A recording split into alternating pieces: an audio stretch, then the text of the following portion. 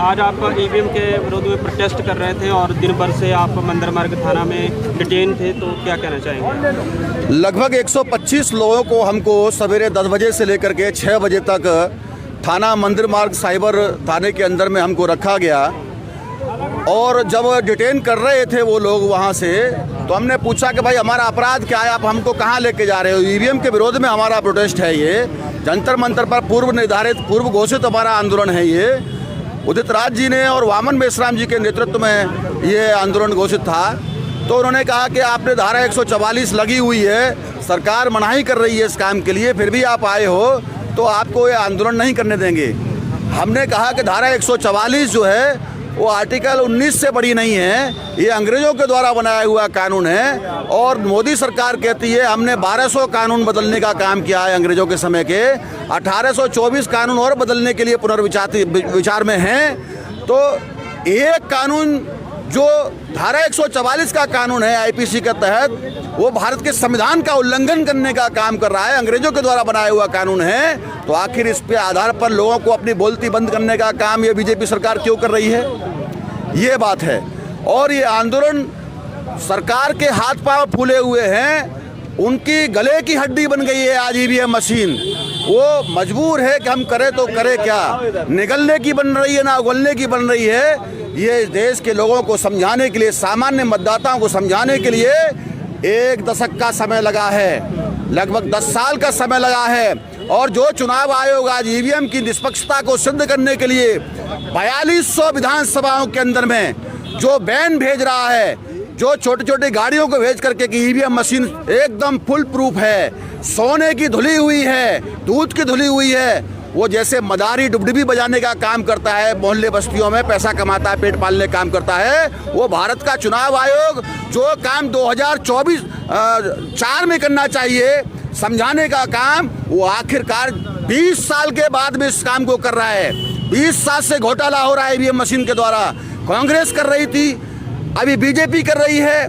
देश के लोकतंत्र को खतरे में डालने का काम इन दोनों पार्टियों ने किया है। आज कांग्रेस को समझ में आया है, जब उसकी सत्ता नहीं है, विपक्ष में बैठी हुई है, तो वो इसमें इस मूवमेंट को लेकर के आंदोलन में साथ देने का काम कर रही है। अच्छी बात है, शाम का भूला अगर सुबह भटका हुआ घर आ जाए, या सुबह का भूला हुआ शाम को आ जाए, तो अच्छी बात है। कांग्रेस को अगर अकल आ रही है तो वो लोकतंत्र को बचाने के लिए इस काम को कर रही है, तो अच्छी बात है। हमारा भी ये लड़ाई है, हमारा ही समर्थन है, और मिल करके ही, ये मिलजुल करके ही बीजेपी को यहाँ समाप्त करने का काम 2024 में हम लोग कर सकते हैं। निश्चित तौर पर ये बड़ा बदलाव है। मोदी का पाप का घड़ा, भारतीय जनता पार्टी के लोगों का पाप का घड़ा भर गया है। सरकार का डर मानते हैं कि सरकार डरी हुई है, जिस तरह से डिटेन किया गया है, इतने अलग अलग थानों में रखा गया है लोगों को, कई हजारों की संख्या में, लाखों तक पहुंच गई है। सरकार तो 31 तारीख को ही डर गई थी, और 31 तारीख को जो लाखों का जमावड़ा 31 जनवरी को पहले से ही वामन मेश्राम के नेतृत्व में जो घोषित किया गया था, उसी समय से सरकार दहशत में थी। वो फिर और डर गई कि अगर 22 तारीख को, आज की तारीख में भी 22 फरवरी को भी अगर ये आंदोलन सफल हो गया, तो जो मशीनें घूम रही हैं, वो मशीनों को भी लोग जो है वहाँ खदेड़ने का काम कर रहे हैं, चुनाव आयोग की मशीनों को वहाँ भी विद्रोह करने का काम कर रहे हैं। वो रिकॉर्ड में सारे देश भर में आ रहा है। भारत के मतदाता जागरूक मतदाता हैं, वो जान गए हैं। और जो बीजेपी के लोग हैं, वो मोहल्ले मोहल्ले के बस्ती बस्तियों में जाकर के जनता उनको पीटने का काम कर रही है, वो अपना बचाव कर रहे हैं। आखिर किस आधार पर वोट मांग रहे हैं 24 के लिए? वो राम मंदिर का मुद्दा उठाया, उसमें भी वो फेल हो गए, उनका भी सारा का सारा खात्मा हो गया, अभी कोई मुद्दा बचा नहीं है।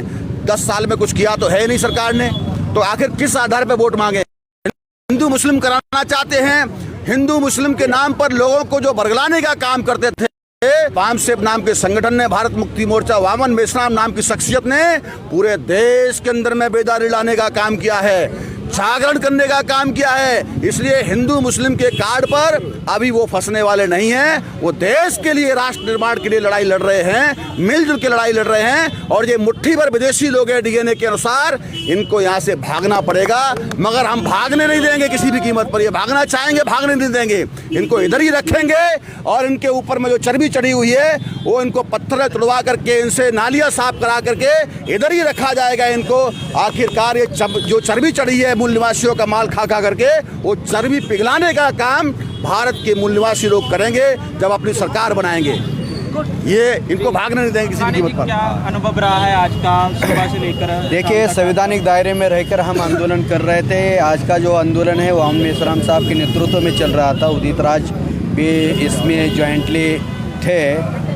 लेकिन सवाल ये है कि आरएसएस और बीजेपी डर क्यों रही है?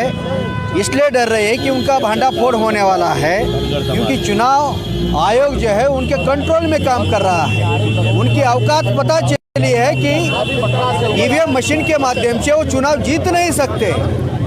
ईवीएम मशीन के माध्यम से वो चुनाव जीत सकते हैं, लेकिन लोगों के वोटिंग द्वारा नहीं जीत सकते। इसलिए ईवीएम मशीन उनके समर्थन में है, लेकिन जनता उनके विरोध में है। आज हजारों के तादाद में लोगों को डिटेन किया, कार्यकर्ता पदाधिकारियों को डिटेन किया। लेकिन आज का जो अनुभव रहा, दिल्ली पुलिस ने बीजेपी आरएसएस के कहने पर हमें पानी तक नहीं दिया। खाना तो दूर की बात है, खाना तक नहीं दिया, पानी तक नहीं दिया। इतनी नालायक गवर्नमेंट अगर किसी के देश में हो तो ये केवल हमारे देश में, भारत देश में है। अपने आप ही गिर जाएगा। चुप करिए सर, साइड पर कर लीजिए। इसलिए नालायक गवर्नमेंट इसको मैं कहता हूँ। इनकी औकात नहीं है। जो एसएचओ है, जो उनका अधिकारी है, उनको बार बार हमने फ़ोन किया, पार्लियामेंट अधिकारी को। उन्होंने कहा कि हम खाना भिजवा रहे, लेकिन 6 घंटे होने के बावजूद भी उन्होंने खाना नहीं भिजवाया। तो हमने उनके ऊपर अभी कंप्लेंट करने वाले हैं। अभी मैसेज भेजा है उसको, मैंने ये मैसेज भेजा है कि मानव अधिकार का उल्लंघन आप लोगों ने किया है। आपकी कंप्लेंट मानव अधिकार विभाग और दिल्ली कमिश्नर के पास हम कर रहे हैं। धारा दिल्ली पुलिस कह रही है कि धारा 144 लगी हुई है दिल्ली में, इसलिए जो प्रदर्शन पर पाबंदी है। पर बीजेपी ने कुछ दिन पहले जो है अपना राष्ट्रीय अधिवेशन किया है, क्या उनके लिए ये नहीं, उनके लिए कोई धारा नहीं है। जिसकी सरकार होती है उसकी पुलिस होती है, जिसकी सरकार उसका कानून होता है। सरकार बहुजनों की नहीं है, इसलिए 144 है। अंग्रेजों ने ये इंडियन पिनल एक्ट बनाया था, इंडियन पिनल कोड एक्ट के तहत। ये 19 आर्टिकल ने उसको नल एंड वाइड कर दिया है। 26 नवंबर 1950 को डॉक्टर बाबा साहब अम्बेडकर ने संविधान दिया है। 19 आर्टिकल लागू है। तो 19 आर्टिकल का वायलेंस किया उन लोगों ने, उसके विरोध में भी हम कोर्ट में जाने। एक तरफ किसानों का नाम लेकर यहाँ दिल्ली को बंद किया हुआ है, और एक तरफ किसानों को बॉर्डर पर दमन कर रहे हैं, और दूसरी तरफ आज जो इतना जो काफ़ी समय से मांग उठ रही है ईवीएम के खिलाफ, तो कैसे देखते हैं? नरेंद्र मोदी हिटलर के प्लानिंग पर काम कर रहा है। हिटलर ने भी किसानों को दबाया था, श्रमिकों को दबाया था, छात्रों को दबाया था, महिलाओं को दबाया था, मजदूरों को दबाया था। तो मोदी जो है एससी को दबा रहा है, शेड्यूल ट्राइब को दबा रहा है, घुमंतु जनजाति को दबा रहा है, पिछड़ों की जातियाँ दर गिनती नहीं कर रहा है, उनको दबा रहा है, किसानों को दबा रहा है, युवाओं को दबा रहा है। कितने दिन तक दबाएगा? वामन मेश्राम साहब ने हम केडर कार्यकर्ताओं के अंदर स्प्रिंग जैसी लीडरशिप डेवलप की है। जितना वो दबाएंगे उस तेजी से उभर कर आएंगे। प्रोटेस्ट को सफल मानते हैं क्या? प्रोटेस्ट आपका सफल हुआ क्या? प्रोटेस्ट को सफल मानते हैं? सफल हो गया। अगर महामोर्चा हम जंतर मंतर पर करते तो उसकी उतनी चर्चा नहीं होती जितनी उन्होंने हमें अरेस्ट करके चर्चा देश भर में कर दी है। आगे क्या कहेंगे लोगों का? आगे का कदम क्या? अभी वामन मेश्राम साहब ने कहा है 15 लाख बूथ पर बूथ कमेटी खड़ी करनी, ईवीएम फोड़ो कमेटी। सर, आप राष्ट्रीय मुस्लिम मोर्चा की तरफ से समर्थन कर रहे थे, तो क्या कहना चाहेंगे? साथियों, इस देश में खासतौर से लोकतंत्र को आज के तारीख में इलेक्ट्रॉनिक वोटिंग मशीन ने खतरे में डाल दिया है, और दुनिया के जितने विकसित राष्ट्र हैं उन्होंने इलेक्ट्रॉनिक वोटिंग मशीन को बैन कर दिया है। और भारत की सुप्रीम कोर्ट ने भी 8 अक्टूबर 2013 को इस बात को स्वीकार किया कि ईवीएम से फ्री, फेयर और ट्रांसपेरेंट तरीके से चुनाव संभव नहीं है। इसके बावजूद खास तौर से इलेक्शन कमीशन ऑफ इंडिया के द्वारा इलेक्ट्रॉनिक वोटिंग मशीन का इस्तेमाल किया जाना यह काफ़ी संवेदनशील और घातक है। 24 अप्रैल 2017 को बामसेप के राष्ट्रीय अध्यक्ष वामन मेश्राम साहब ने केस भी जीता बीबीपीएटी मशीन लगने के लिए, और वो पर्चियाँ निकल रही है, लेकिन उसकी काउंटिंग ना हो इसके लिए 56C 56D 49M कानून बनाकर रोका। और कांग्रेस का सीनियर लॉयर अभिषेक मनु संघवी ने पिटीशन फाइल करके उसे रोकने का काम किया। तो ये मनुवादी लोग इस देश में लोकतंत्र के दुश्मन हैं, और आज वो लोकतंत्र की जड़ों को कमज़ोर करने के लिए, क्योंकि वो संख्या में कम है, तो संख्या में कम होने की वजह से लोकतंत्र का सिद्धांत है जिसके अकाउंट में नंबर सपोर्ट होंगे वो रूलर होगा, हुक्मरान होगा। तो ये मनुवादी लोगों की संख्या ही 3.5% है। ये अपने संख्या के बुनियाद पे कभी भी डेमोक्रेटिकल कंट्री में हुक्मरान नहीं हो सकते। अगर बार बार हुक्मरान बन रहे हैं तो उसकी जड़ में इलेक्ट्रॉनिक वोटिंग मशीन है। और आज इलेक्ट्रॉनिक वोटिंग मशीन ने वोट के अधिकार को ख़त्म करने का काम किया, प्रभाव शून्य करने का काम किया। तो आज ईवीएम वोट के अधिकार पे नहीं चोट कर रही है, इस देश में जो नागरिक हैं उनके वोट के अधिकार पे नहीं चोट कर रही है, बल्कि भारतीय संविधान पे इलेक्ट्रॉनिक वोटिंग मशीन के जरिए ये लगातार चोट कर रहे हैं। और भारतीय संविधान के अंदर जो इस देश के ओबीसी SC ST माइनॉरिटी को अधिकार है, उन अधिकारों को खत्म करने का काम कर रहे हैं। इसलिए देश भर में आज ईवीएम के घोटाले से चुनी हुई सरकार इस देश के मुसलमानों पे, सिखों पे, आदिवासियों पे और पिछड़ी जातियों पर, अनुसूचित जातियों पर और महिलाओं पर बड़े पैमाने पर अन्याय अत्याचार कर रही है। क्योंकि ये इलेक्ट्रॉनिक वोटिंग मशीन से चुने हुए लोग हैं, और इलेक्ट्रॉनिक वोटिंग मशीन संवेदनहीन मशीन है। और संवेदनहीन मशीनों से पैदा हुए प्रधानमंत्री, मुख्यमंत्री और विधायक और सांसदों से हम उम्मीद नहीं कर सकते कि वो देश के नागरिकों के प्रति और उनके अधिकारों के प्रति और उन पर हो रहे अन्याय अत्याचार के प्रति संवेदनहीन होंगे। तो ये बातें साबित करती है कि आज उनके अंदर संवेदना नहीं है। इसलिए साथियों, हम राष्ट्रीय मुस्लिम मोर्चा के जरिए आज पूरे राष्ट्रीय स्तर पे मुसलमानों का एक विशाल जनसमूह इस प्रोटेस्ट में ईवीएम के खिलाफ जो आंदोलन है, भारत मुक्ति मोर्चा के राष्ट्रीय अध्यक्ष मान्यवर वाउन मेश्राम साहब का, उस आंदोलन का हम हिस्सा है। और पूरे देश भर के मुस्लिम साथियों को मैं अपील करना चाहता हूँ, इस लोकतंत्र की बचाने की लड़ाई में, संविधान को बचाने की लड़ाई में मान्यवर वाउन मेश्राम साहब के साथ जुड़कर आज उन्हें संगठित होकर इस देश को बचाने की ज़रूरत है और इस देश के लोकतंत्र को बचाने की ज़रूरत है। साथियों, रहे हैं केवल चेन ही किया है, जहाँ कोई धारा वगैरह यहाँ हमें डिटेन किया गया है, और डिटेन करने के बाद निजी मुचलके पे हमें छोड़ दिया गया है। कोई ऐसी धाराएं नहीं लगाई गई है, लेकिन इन्होंने डिटेन करके मुझे रखा, और ख़ास तौर से सत्ता में बैठी हुई बीजेपी के द्वारा ये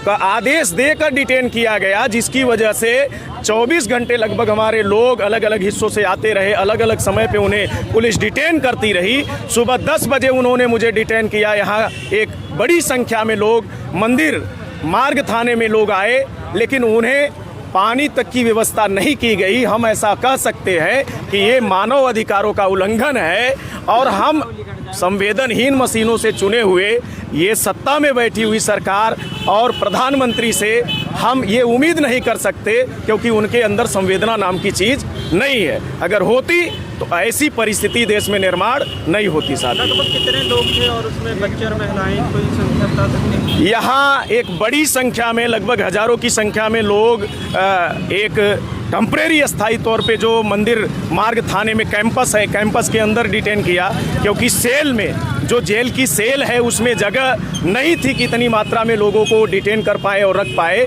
तो उन्होंने ओपन हमें कस्टडी में लिया, जिसमें तकरीबन 150 की संख्या में महिलाएं और हजारों की संख्या में पुरुष शामिल थे आज के इस जो है प्रोटेस्ट में। आगे की कार्रवाई कैसे रहेगी और लोगों को क्या मैसेज देना चाहते हैं? आगे भारत मुक्ति मोर्चा के राष्ट्रीय अध्यक्ष जी ने जो निर्णय लिया है कि यह लड़ाई तब तक जारी रहेगी जब तक इस देश में ईवीएम को सरकार बैन नहीं करती, इलेक्शन कमीशन ऑफ इंडिया इसे बैन नहीं करता, तब तक ये लड़ाई जारी रहेगी। क्योंकि ईवीएम से फ्री, फेयर और ट्रांसपेरेंट तरीके से चुनाव नहीं होने वाला है, ऐसा सुप्रीम कोर्ट ने जब मान लिया है, तो ये लड़ाई जब तक बैलेट पेपर से चुनाव नहीं कराते ये लोग, तब तक जारी रहेगी। और लास्ट सवाल है, केवल मंदिर मार्ग थाने में रखा गया है या दिल्ली के और भी जो थाने हैं उनमें भी रखा? सुबह 10 बजे से जंतर मंतर पे लाखों की संख्या में देश भर से आया हुआ जनसैलाब था, और प्रशासन के जो निजी वाहन थे वो कम पड़ गए, प्राइवेट वाहन, स्कूल वैन्स और स्कूल बसेस को हायर किया और दिल्ली के अलग अलग सेंटर पे ही नहीं रखा, फरीदाबाद के बॉर्डर पे ले जाकर मैरिज हॉल में रखना पड़ा। इतना बड़ा जनसैलाब आज के इस प्रोटेस्ट में आया था।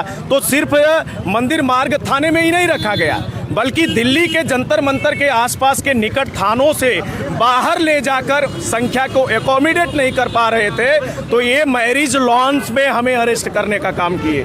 तो इतना बड़ा जन सैलाब, जनशक्ति आज मान्यवर वामन मेश्राम साहब के एक आह्वान पे जंतर मंतर पे ईवीएम के खिलाफ आज इकट्ठा हुआ। हम सैल्यूट करते हैं ऐसे नेतृत्व भारत मुक्ति मोर्चा के राष्ट्रीय अध्यक्ष वामन मेश्राम साहब को। क्या कहना है?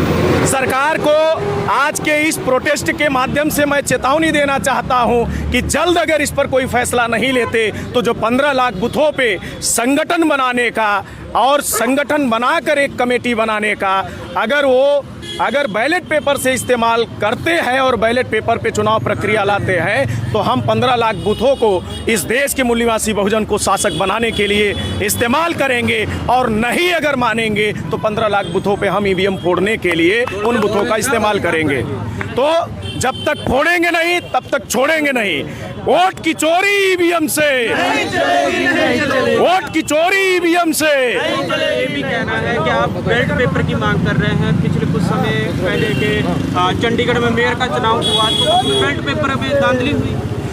बैलेट पेपर में जो धांधली हुई और रिकॉर्ड में आ रही है और उसके सीरियल नंबर है, और बैलेट पेपर में घोटाला होता है तो आंशिक तौर पे 1% 2% हो रहा है, लेकिन ईवीएम से होलसेल घोटाला हो रहा है जो पकड़ में नहीं आ रहा है। बैलेट पेपर से हुआ तब जो है अनिल मसीह जो वहाँ का मुख्य निर्वाचन आयुक्त बनाया गया था, अधिकारी बनाया गया था, उसकी ये काली करतूत रिकॉर्ड में आई और सुप्रीम कोर्ट ने संज्ञान में लेकर वहाँ फैसला दिया, और जो बैलेट पेपर पे क्रॉस का चिन्ह लगाकर अनबैलेट किए गए मतों को उसने सही साबित किया और सही सत्यापन करके उसे अंततः जो है वहाँ के गठबंधन की पार्टी को के मेयर को जज उससे फेवर में फैसला देने का काम किया। तो बैलेट पेपर में चोरी पकड़ी जा सकती है। इसका उदाहरण चंडीगढ़ के मेयर के इलेक्शन में जो गड़बड़ी करने वाले लोग हैं वो पकड़े गए, लेकिन ईवीएम में कर रही जो चल रही गड़बड़ी है वो लोगों के सामने नज़र में नहीं आने वाली है। तो इसलिए बैलेट पेपर से ही चुनाव होना चाहिए। बैलेट पेपर में फिजिकल वेरिफिकेशन कर सकते हैं, लेकिन ईवीएम में फिजिकल वेरिफिकेशन का अभाव है। इसलिए हम डिमांड करते हैं कि बैलेट पेपर से ही इलेक्शन कमीशन ऑफ इंडिया निर्वाचन आयोग के सुप्रीम कोर्ट के दिए गए आदेशानुसार इस कार्रवाई को, इस आदेश को जल्द ही अमल में लाए।